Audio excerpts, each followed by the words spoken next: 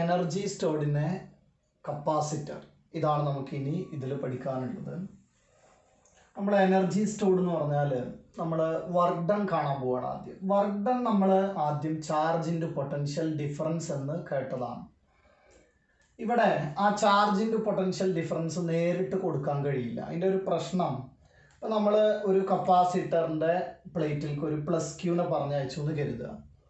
അപ്പോൾ അടുത്ത ഒരു പ്ലസ് ക്യൂനെ പറഞ്ഞയക്കുമ്പോൾ അവിടെ ഒരു റിപ്പൽഷൻ വരും. ആ റിപ്പൽഷനെ ഓവർകം ചെയ്തിട്ട് വേണം അടുത്ത, അപ്പോൾ അതിനേക്കാൾ റിപ്പൽഷൻ വരും അടുത്ത ടൈമിൽ. അപ്പോൾ ഓരോ ടൈമിലും ഒരു വേരിയബിൾ ആയിട്ടുള്ള വർക്കാണ് വരുന്നത്. അങ്ങനെയാണെങ്കിൽ നമ്മൾ ഇൻ്റഗ്രേറ്റ് ചെയ്യേണ്ടി വരും. അപ്പോൾ ഒരു ഡി ക്യു എന്ന ഒരു ചെറിയ ചാർജിനെ ആ കപ്പാസിറ്ററിലേക്ക് കൊടുക്കാൻ വേണ്ട work done d Q into v ആണ് വരുന്നത്. അങ്ങനെയാണെങ്കിൽ ടോട്ടൽ വർക്ക് ഡൺ കിട്ടാൻ integral d Q into v എന്ന് എഴുതാം. പക്ഷേ ആ വി എന്ന് പറയുന്നത് ക്യൂ ബൈ സി ആണല്ലോ. അപ്പോൾ ഞാൻ ഡി ക്യു എന്നിൽ ഇൻ്റഗ്രേറ്റ് ചെയ്യേണ്ടി വരുമ്പോൾ അവിടെ ക്യൂവിൻ്റെ ഒരു ഫംഗ്ഷൻ വേണം. അതിന് വേണ്ടിയിട്ടാണ് വീൻ്റെ അവിടെ എന്താക്കിയത്, ക്യൂ ബൈ സി എന്നാക്കി. അപ്പോൾ അവിടെ സി കോൺസ്റ്റൻ്റ് ആണ്. എന്തൊക്കെ പറഞ്ഞാലും സി എന്താണ്, കോൺസ്റ്റൻ്റ് ആയതുകൊണ്ട് D Q into Q, Q D ക്യൂവിൻ്റെ ഇൻ്റഗ്രൽ ആരാ, ക്യൂ സ്ക്വയർ ബൈ 2 ആണ്. അപ്പോൾ നമുക്ക് work done equal to Q square by 2c എന്ന് കിട്ടും. അതാണ് ആ കപ്പാസിറ്ററിലെ എനർജി ആയിട്ട് എന്ത് ചെയ്യുന്നത്, സ്റ്റോർ ചെയ്ത് വെക്കുന്നത്. അങ്ങനെയാണെങ്കിൽ നമ്മൾക്ക് എനർജീൻ്റെ ഇക്വേഷൻ ഒന്ന് എന്ത് എഴുതാം, ക്യൂ സ്ക്വയർ ബൈ 2c എന്ന് എഴുതാം. അല്ലെങ്കിൽ q equal to C v എന്ന് ഇങ്ങനെ സബ്സ്റ്റിറ്റ്യൂട്ട് ചെയ്യുക. ക്യൂവിൻ്റെ അവിടെ എന്ത് കൊടുക്കുക, സി വി എന്ന് കൊടുക്കുക. അപ്പോൾ നിങ്ങൾക്ക് ഹാഫ് സി വി സ്ക്വയർ എന്ന് കിട്ടും. അല്ലെങ്കിൽ ഹാഫ് ക്യൂ വി എന്ന് കിട്ടും. ഇങ്ങനെ മാറ്റി മാറ്റി വന്നാൽ 3 ഇക്വേഷൻസ് തലങ്ങും വിലങ്ങും നമുക്ക് കിട്ടണം. ഒന്നാരാണ്, ക്യൂ സ്ക്വയർ ബൈ 2c, അടുത്തതോ ഹാഫ് സി വി സ്ക്വയർ, അടുത്തത് ഹാഫ് ക്യൂ വി. 3 ഇക്വേഷൻസ് ആണ് വരുന്നത്. ഇനി നമുക്ക് ഇതറിയണം. നമ്മൾ ശരിക്ക് അവിടെ ഈ ബാറ്ററി ചെയ്ത വർക്ക് ഡൺ ഉണ്ടല്ലോ, അത് ചാർജ് ഇൻറ്റു പൊട്ടൻഷ്യൽ ഡിഫറൻസ് എന്ന് കൊടുക്കുമ്പോൾ ക്യൂ വി എന്നാണ് കിട്ടുക. ബാറ്ററി ചെയ്ത വർക്ക് ഡൺ എത്രയാണ്, ക്യൂ വി. അതിൽ സ്റ്റോർ ചെയ്തത് എത്രയാ, ഹാഫ് ക്യൂ വി. അപ്പോൾ ബാറ്ററി ചെയ്ത വർക്ക് ഡൺ ക്യൂ വി ആണെങ്കിൽ അതിലെ പകുതിയെ എന്ത് ചെയ്തിട്ടുള്ളൂ, സ്റ്റോർ ചെയ്തിട്ടുള്ളൂ. ബാക്കിയോ, ബാക്കി പകുതി ലോസ് ആയി പോയി. അപ്പോൾ നമുക്ക് ആ റിപ്പൽഷൻ ഓവർകം ചെയ്യാൻ വേണ്ടിയിട്ട് ഹാഫ് ക്യൂ വിയുടെ ലോസ് ഉണ്ട്. അപ്പോൾ work done by the battery എത്രയാ, ക്യൂ വി ആണ്. എനർജി സ്റ്റോർഡ് എത്രയാ, ഹാഫ് ക്യൂ വി ആണ്. എനർജി ലോസ് എത്രയാ, ഹാഫ് ക്യൂ വി ആണ് വരിക. അപ്പോൾ ഇതാണ് നമുക്ക് എനർജിയുമായി ബന്ധപ്പെട്ട ഇക്വേഷൻസ് പഠിക്കാനുള്ളത്. അടുത്തത് നമ്മളൊരു ക്യൂ വി ഗ്രാഫ് വരച്ചിരുന്നല്ലോ. നമുക്കറിയാം Q equal to C V ആണ്. അപ്പോൾ ആ ഗ്രാഫ് വരച്ച് കഴിഞ്ഞാൽ ഒരു straight line passing through origin ആണ് കിട്ടുക. അങ്ങനെയാണെങ്കിൽ Q equal to C V, ഇതിൻ്റെ സ്ലോപ്പ് എടുത്തു കഴിഞ്ഞാൽ വൈ ബൈ എക്സ് അല്ലേ വരിക. വൈയിൽ ആരാ, ക്യൂ ബൈ വി എന്നാണ് വരിക.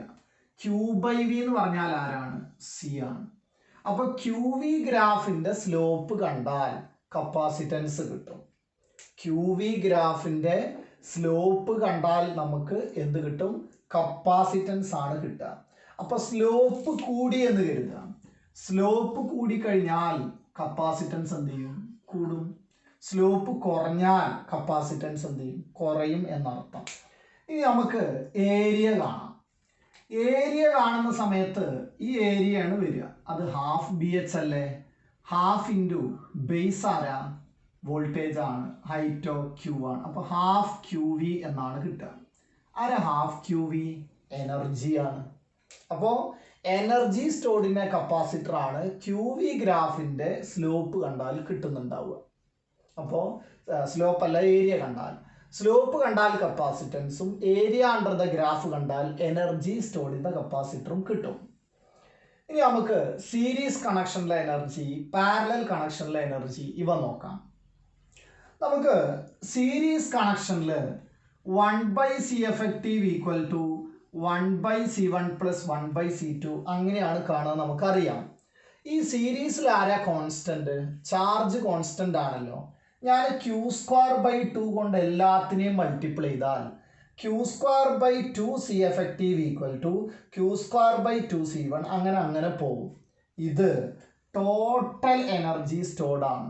എങ്ങനെ ടോട്ടൽ എനർജി സ്റ്റോർഡ് കാണുക, Q² total divided by 2C effective എന്ന് കണ്ടാൽ ടോട്ടൽ എനർജി സ്റ്റോർഡ് കിട്ടും. ഇതൊക്കെ ഓരോരുത്തരുടെ എനർജികളാണ്. ആ ഓരോരുത്തരുടെ എനർജികളുടെ ഇൻഡിവിജ്വൽ സമ്മിന് ഈക്വൽ ആയിരിക്കും ടോട്ടൽ എനർജി. യു എന്ന് പറഞ്ഞാൽ ഓരോരുത്തരത് കണ്ടിട്ട് ആഡ് ചെയ്താലും മതി. അപ്പോൾ ടോട്ടൽ ഒന്നുകിൽ എങ്ങനെ കാണാം, Q² / 2C effective വെച്ചിട്ട് കാണാം, അല്ലെങ്കിൽ വേറെ ഇക്വേഷൻസ് ഒക്കെ സബ്സ്റ്റിറ്റ്യൂട്ട് ചെയ്യാം. ഇത് ഇവിടെ കിട്ടാൻ വേണ്ടിയിട്ട് അങ്ങനെ Q² / 2 കൊണ്ട് മൾട്ടിപ്ലൈ ചെയ്തേ ഉള്ളൂ. ഇനി അതല്ല, ഓരോരുത്തരുടെ എനർജി കണ്ടിട്ട് എന്ത് ചെയ്താലും മതി, ആഡ് ചെയ്താലും ഇതേ ആൻസർ ആണ് കിട്ടുക. പക്ഷേ ഇത് പാരലൽ നോക്കൂ. സി എഫക്റ്റീവ് കാണാനുള്ള ഇക്വേഷൻ എന്താ, C1 + C2 + C3. അവിടെ ആരാ കോൺസ്റ്റന്റ്, വോൾട്ടേജ് ആണ്. അപ്പൊ ഞാൻ V² / 2 കൊണ്ട് മൾട്ടിപ്ലൈ ചെയ്താൽ ½ C effective × V² = ½ C1 V², അങ്ങനെ പോകും. എന്ന് പറഞ്ഞാൽ ഇത് ടോട്ടലാണ്. ആ ടോട്ടൽ കിട്ടാൻ ഓരോരുത്തരുടെ എനർജി എടുത്തിട്ട് എന്ത് ചെയ്താൽ മതി, ആഡ് ചെയ്താൽ മതി. അപ്പോൾ രണ്ടിലും എനർജിക്ക് അങ്ങനെ ഡിഫറൻസ് വന്നിട്ടില്ല. സീരീസിൽ കാണണമെങ്കിലും U1 + U2 + U3, പാരലലിൽ കാണണമെങ്കിലും U1 + U2 + U3 ആണ് വരിക. ഓരോരുത്തരത് കണ്ടിട്ട് ആഡ് ചെയ്താൽ മതി, അല്ലെങ്കിൽ എഫക്റ്റീവ് വെച്ചിട്ട് ചെയ്യാം. ½ CV² എങ്ങനെ കൊടുക്കാം, ½ C effective × V² battery. Q² / 2C എങ്ങനെ കൊടുക്കാം, Q² total divided by 2C effective. ½ QV എങ്ങനെ കൊടുക്കാം, ½ Q total × V ബാറ്ററി എന്ന് കൊടുത്താൽ ടോട്ടൽ എനർജി കിട്ടും. അപ്പോൾ ഇതാണ് എനർജിയുമായി ബന്ധപ്പെട്ട ഇക്വേഷൻസും കാര്യങ്ങളൊക്കെ വരിക. ഇനി നമുക്ക് അടുത്ത ഒരു കാര്യം അറിയാനുള്ളത് എനർജി ഡെൻസിറ്റിയാണ്. ഈ ഒരു പിക്ചർ അവിടെ നിൽക്കട്ടെ, നമുക്കത് സംസാരിക്കാം. എനർജി ഡെൻസിറ്റി എന്താണെന്ന് നോക്കാം.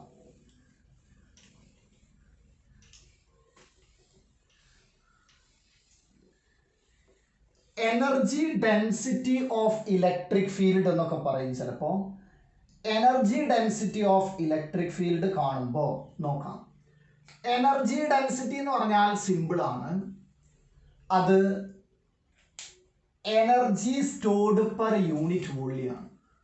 അപ്പോൾ എനർജി ഡെൻസിറ്റി, അതിന് നമ്മൾ കൊടുക്കുന്ന സിമ്പല് സ്മോൾ യു ആണ്. അപ്പോൾ ഈ small u = total energy stored divided by volume കൊടുത്താൽ മതി. അപ്പോൾ നമുക്ക് ടോട്ടൽ എനർജി എത്രയാണെന്ന് കിട്ടിയിരുന്നു അല്ലേ, ½ CV² കിട്ടിയതാണ്. ½ CV² ഡിവൈഡഡ് ബൈ വോളിയം ആണ്. അങ്ങനെയാണെങ്കിൽ നമുക്കറിയാം കപ്പാസിറ്റൻസിന്റെ ഇക്വേഷൻ എന്ത് ചെയ്യുന്നു, ε0A/d അല്ലേ, ഇൻറ്റു V². V എന്ന് പറഞ്ഞാൽ വോൾട്ടേജ് ആണ്, പക്ഷെ വോൾട്ടേജിന് നമുക്ക് E/d എന്ന് എഴുതാലോ. അത് അവിടെ കൊടുത്താൽ E²d² എന്ന് വരും. അതേപോലെ ഒരു പാരലൽ പ്ലേറ്റ് കപ്പാസിറ്ററിന്റെ വോളിയം നോക്കിയാൽ ഏരിയ × d കൊടുത്താൽ മതി. അപ്പോൾ A/d എന്ന് വരും. അങ്ങനെയാണെങ്കിൽ ഈ ഡിയും d² പോവും. എയും എയും പോയാൽ ലാസ്റ്റ് നമുക്ക് ആൻസർ കിട്ടുക ½ ε0E² എന്നാണ്. ഇതാണ് എനർജി ഡെൻസിറ്റിയുടെ ഇക്വേഷൻ വരിക. എന്തായിരുന്നു എനർജിന്റെ equation, ½ CV², Q² / 2C, ½ QV. Energy density എത്രയാണ്, ½ ε0E² ആണ് വരിക. അപ്പോൾ ഇതാണ് എനർജി ഡെൻസിറ്റിയുടെ ഇക്വേഷൻ. ഇനി നമുക്ക് അറിയേണ്ടത് ഇതാണ്.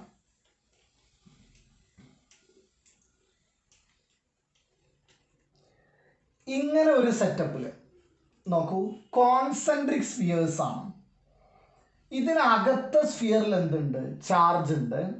പുറത്ത് മറ്റൊരു സ്ഫിയർ ഉണ്ട്. അതിനെ ഒരു കണ്ടക്ടിങ് വയറുമായിട്ട് കണക്ട് ചെയ്താൽ എന്താണ് സംഭവിക്കുക എന്ന് അറിയേണ്ടത്. അപ്പോൾ നമ്മൾ രണ്ട് ചാർജ്ഡ് ബോഡികളെ, ഇപ്പോൾ ഒന്ന് ചാർജ് ഇല്ല ഇതിൽ, അങ്ങനെയാണെങ്കിലും രണ്ട് ബോഡികളെ നമ്മൾ ഒരു വയർ ഉപയോഗിച്ചിട്ട് കണക്ട് ചെയ്താൽ ഇതിൽ ചാർജ് ഫ്ലോ നടക്കും. ആ ചാർജ് ഫ്ലോ നടക്കുന്നത് till their potential becomes equal ആണ്. അപ്പോൾ ഏതുവരെയാണ് ചാർജ് ഫ്ലോ നടക്കുക, till their potential becomes equal.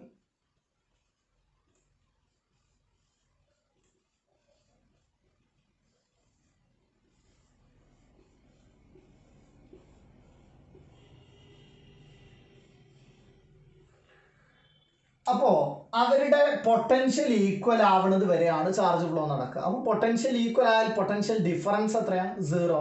Potential difference ഇല്ലെങ്കിൽ അതിലൂടെ എന്ത് നടക്കൂല? ചാർജ് ഫ്ലോ നടക്കൂല. അപ്പോൾ പൊട്ടൻഷ്യൽ ഈക്വൽ ആവണം.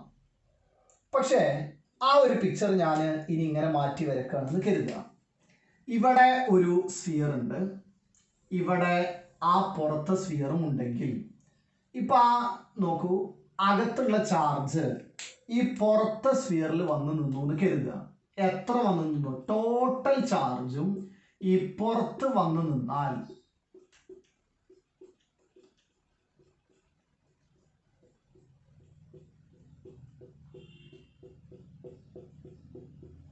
ഇപ്പൊ ഇവിടുത്തെ ചാർജ് എത്രയാ? 0 ആണ്. ഇനി നിങ്ങൾ ആലോചിച്ച് നോക്കുക, ഒരു ചാർജ്ഡ് സ്ഫിയറിന്റെ സർഫസിലെ പൊട്ടൻഷ്യലിന്റെ ഇക്വേഷൻ എന്താ? V surface equal to 1/4 pi epsilon 0 into Q by capital R. V ഇൻസൈഡോ ഇത് തന്നെയാണ് വരിക. ഇപ്പോ ഈ ചാർജ് കൊണ്ട് ഇവിടുത്തെ പൊട്ടൻഷ്യൽ വി ആണെന്ന് കരുതുക. അങ്ങനെയാണെങ്കിൽ ഈ സർഫസിൽ ഇവിടുത്തെ പൊട്ടൻഷ്യൽ എത്രയാവും? വി തന്നെയാവും. ഇപ്പൊ എന്താ മനസ്സിലായത്? നമ്മള് ഇതിന്റെ പൊട്ടൻഷ്യൽ സെയിം ആയി. എപ്പോഴാണ് ഇത് സെയിം ആവുള്ളൂ? ഈ അകത്തുള്ള ചാർജ് ടോട്ടൽ ഇതിന്റെ പുറത്ത് വന്നാലേ ഈ രണ്ട് പോയിന്റിലെയും പൊട്ടൻഷ്യലുകൾ എന്താവുള്ളൂ? സെയിം ആവുള്ളൂ. അപ്പൊ ഏത് വരെയാ ചാർജ് ഫ്ലോ നടക്കേണ്ടത്? Till their potential becomes equal. അങ്ങനെയാണെങ്കിൽ ഇതിന് കൊടുത്ത എല്ലാ ചാർജും എവിടെ പോകും? പുറത്തു പോകും. അപ്പോൾ ഇങ്ങനെ ഒരു സെറ്റപ്പില് അകത്ത് നിങ്ങൾ എത്ര ചാർജ് കൊടുത്താലും അതൊക്കെ പുറത്തെ സ്ഫിയറിൽ വന്ന് നിൽക്കും. എന്നാലേ ടോട്ടൽ പൊട്ടൻഷ്യൽ എന്താവുള്ളൂ? ഈക്വൽ ആവുള്ളൂ. അപ്പോൾ ഇതൊരു വല്ലാത്ത നമുക്ക് ഒരു വലിയ ഒരു സംഗതി കണ്ടുപിടിക്കാനുള്ള സാധനത്തിന്റെ ഒരു പ്രിൻസിപ്പിളാണ് വാൻ ഡി ഗ്രാഫ് ജനറേറ്റർ എന്ന് പറയും. എന്ത് ചാർജ് നിങ്ങൾ അകത്ത് കൊടുത്താലും അത് മുഴുവൻ പുറത്ത് വന്ന് നിൽക്കും. രണ്ട് കോൺസെൻട്രിക് സ്ഫിയേഴ്സിനെ നിങ്ങൾ ഒരു വയറുമായിട്ട് കണക്ട് ചെയ്താൽ, രണ്ട് കോൺസെൻട്രിക് സ്ഫിയേഴ്സിനെ നിങ്ങൾ ഒരു വയറുമായി കണക്ട് ചെയ്തിട്ട് അകത്ത് എത്ര ചാർജ് കൊടുത്താലും അത് മുഴുവൻ എവിടെ വന്ന് നിൽക്കും? സർഫസിൽ വന്ന് നിൽക്കും. ഇതാണ് വാൻ ഡി ഗ്രാഫ് ജനറേറ്ററിന്റെ പ്രിൻസിപ്പിൾ എന്ന് പറയുന്നത്. വാൻ ഡി ഗ്രാഫ് ജനറേറ്റർ നമ്മൾ യൂസ് ചെയ്യുന്നത് എന്തിനാണെന്ന് ചോദിച്ചാൽ ടു പ്രൊഡ്യൂസ് ഹൈ പൊട്ടൻഷ്യൽ, വലിയ വോൾട്ടേജുകൾ പ്രൊഡ്യൂസ് ചെയ്യാൻ വേണ്ടിയിട്ടാണ് നമ്മൾ എന്തുപയോഗിക്കുന്നത്? Van de Graaff generator.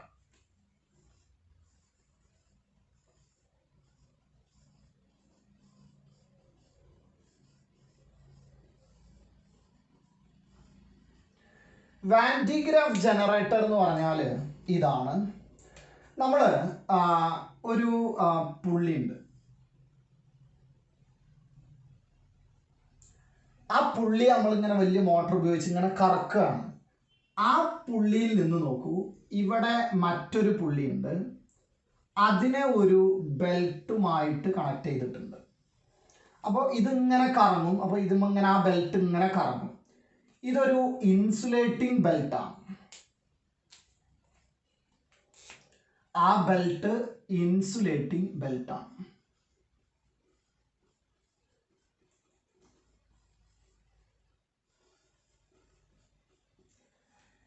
ഇനി അപ്പോൾ ഈ പുള്ളി എന്ത് ചെയ്തു? കറക്കി. അപ്പോൾ ഈ ബെൽറ്റും അതിൻ്റെ കൂടെ എന്ത് ചെയ്തു? കറങ്ങി. ആ ബെൽറ്റ് ഒരു ഇൻസുലേറ്റിംഗ് ബെൽറ്റാണ്. ഇനി നമ്മൾ ചെയ്യുന്നത്, ഇവിടെ ഒരു ബ്രഷ് ഉണ്ട്.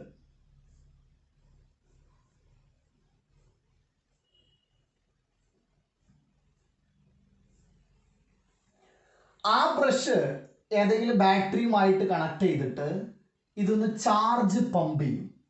ചാർജ് പമ്പ് ചെയ്തിട്ട് ഈ ബെൽറ്റിൽ നിൽക്കും. നമ്മൾ ചാർജ് ചെയ്ത് കൊടുക്കുന്ന എല്ലാ ചാർജുകളും ആ ബെൽറ്റിലൂടെ മുകളിലോട്ട് പോകും. കാരണം ഒരു ഇൻസുലേറ്റർ നമ്മൾ ചാർജ് കൊടുത്താൽ അത് അവിടെ നിൽക്കുമല്ലോ. അപ്പോൾ അത് അങ്ങനെ ഇതിൻ്റെ ഒപ്പം ഇങ്ങനെ പോയി വരും.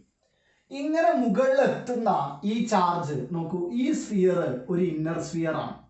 ഇവിടുത്തെ സ്ഫിയർ കിടക്കുന്നത് ഒരു ഇന്നർ സ്ഫിയർ ആണ്. ഇതിനൊരു ഔട്ടർ സ്ഫിയർ ഇതാ ഇങ്ങനെ ഉണ്ടാവും. ആ സ്ഫിയറുമായിട്ട് ഇതിനെ നമ്മൾ മറ്റൊരു ബ്രഷുമായിട്ട് എന്ത് ചെയ്യും, കോണ്ടാക്റ്റിൽ വരുത്തും. അപ്പൊ ഈ ചാർജുകളൊക്കെ എവിടെയാ വന്ന് നിൽക്കുക, ഈ സർഫസിൽ വന്ന് നിൽക്കും.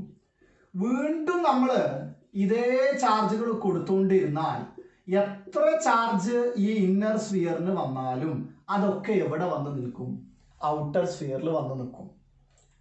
അപ്പോൾ ഇങ്ങനെ കുറേ ചാർജുകൾ ഇവിടെ സ്റ്റോർ ചെയ്യാൻ പറ്റും. അതിനെയാണ് നമ്മൾ ഒരു ഹൈ വോൾട്ടേജിലാവും. അപ്പം അത് ആ ഹൈ വോൾട്ടേജ് പ്രൊഡ്യൂസ് ചെയ്യാനുള്ള ഉപകരണത്തിൻ്റെ പേരാണെന്ത്, വാൻ ഡി ഗ്രാഫ് ജനറേറ്റർ എന്ന് പറയുന്നത്. അപ്പോൾ ഇവിടെ ഒരു ബ്രഷ് ഉണ്ട്, ഇവിടെ ഒരു ബ്രഷ് ഉണ്ട്, ഇവിടെ നിന്ന് പമ്പ് ചെയ്തു, ഇത് കളക്ട് ചെയ്തിട്ട് ഈ ഔട്ടർ സ്ഫിയർക്ക് ഇങ്ങനെ പോകും. അപ്പോൾ ഇങ്ങനെ ഒരു ഹൈ വോൾട്ടേജ് പ്രൊഡ്യൂസ് ചെയ്യുന്ന വാൻ ഡി ഗ്രാഫ് ജനറേറ്ററിൻ്റെ പ്രിൻസിപ്പിളിൽ രണ്ട് കാര്യങ്ങളാണ് വരിക. ഒന്ന്, ഇന്നർ സ്ഫിയറിന് നമ്മൾ എത്ര ചാർജ് കൊടുത്താലും എന്ത് ചെയ്യും, അത് പുറത്തെ സ്ഫിയറിൽ വരും. അപ്പോൾ അത് നമുക്ക് വേണമെങ്കിൽ പറയാം ആക്ഷൻ ഓഫ് സ്ഫിയേഴ്സ് എന്ന് പറയാം, കോൺസെൻട്രിക് സ്ഫിയേഴ്സ്. അടുത്തത്, ഒരു ഷാർപ്പ് പോയിന്റിൽ ചാർജുകൾ എന്ത് ചെയ്യും, പെട്ടെന്ന് നമ്മൾക്ക് സർഫസ് ചാർജ് ഡെൻസിറ്റി കൂടുതലാണ്.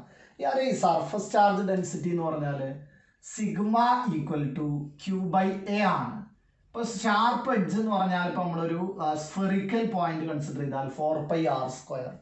അപ്പോൾ ആ ഏരിയ കുറഞ്ഞാൽ, അവിടുത്തെ ഈ ഏരിയ കുറയുകയാണെങ്കിൽ അവിടുത്തെ സർഫസ് ചാർജ് ഡെൻസിറ്റി എന്ത് ചെയ്യും, കൂടും, ഏരിയ കുറഞ്ഞാൽ. അപ്പോൾ ഷാർപ്പ് പോയിന്റുകളിൽ ചാർജിൻ്റെ അക്യുമുലേഷൻ എന്ത് ചെയ്യും, കൂടും. അപ്പോൾ നമ്മൾക്ക് ഇവിടുന്ന് അങ്ങനെ ചാർജുകൾ അക്യുമുലേറ്റ് ചെയ്യാനുള്ള സാഹചര്യം കൂടെ ഇവിടെ വരുന്നുണ്ട്. അപ്പോൾ ഈ രണ്ട് പോയിന്റുകളാണ് നമ്മൾ ശ്രദ്ധിക്കേണ്ടത്. ആക്ഷൻ ഓഫ് പോയിന്റ്സും ആക്ഷൻ ഓഫ് സ്ഫിയേഴ്സുമാണ് ഒരു വാൻ ഡി ഗ്രാഫ് ജനറേറ്ററിൻ്റെ പ്രിൻസിപ്പിളായിട്ട് വർത്തിക്കുന്നത്. അതിൽ ആ സ്ഫിയറിൻ്റെ കാര്യം വളരെ നിർബന്ധമായിട്ട് ഓർക്കണം. രണ്ട് കോൺസെൻട്രിക് സ്ഫിയേഴ്സിൽ നമ്മൾ ഇന്നർ സ്ഫിയറിനൊരു ചാർജ് കൊടുത്താൽ, ഒരു ചാർജ് നല്ല എത്ര ചാർജ് കൊടുത്താലും അത് എവിടെ പോയിട്ടാണ് നിൽക്കുക, ഔട്ടർ സ്ഫിയറിൽ പോയിട്ടാണ് നിൽക്കുക. ഇതാണ് വാൻ ഡി ഗ്രാഫ് ജനറേറ്റർ. എന്തിനാ van de Graaff generator use ചെയ്യുന്നത്? ടു പ്രൊഡ്യൂസ് ഹൈ വോൾട്ടേജ് ആണ് കേട്ടോ. ഇതോടുകൂടെ ഇലക്ട്രോസ്റ്റാറ്റിക്സിൻ്റെ രണ്ടാമത്തെ ചാപ്റ്റർ എന്ത് ചെയ്യും, തീരും. അതിൻ്റെ എല്ലാ പ്രോബ്ലംസും ഒക്കെ ഒന്ന് ചെയ്തു നോക്കാം കേട്ടോ.